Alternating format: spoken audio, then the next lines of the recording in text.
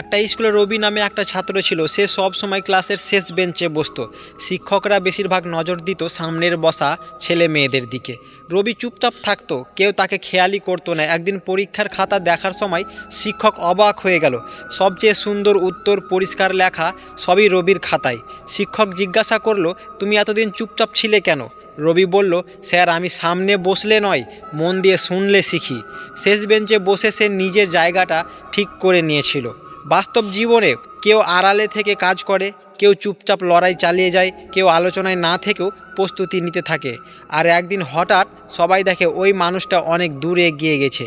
সবাই সামনে থাকলেই সফল হয় না, অনেকেই নীরবে তৈরি হয়।